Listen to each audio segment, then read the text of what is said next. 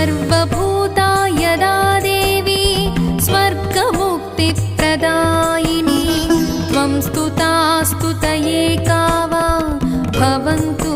परमोक्तयः सर्वस्य बुद्धिरूपेण जनस्य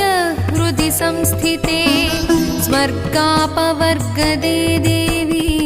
नारायणि नमोऽस्तुते कलाकाष्ठादिरूपेण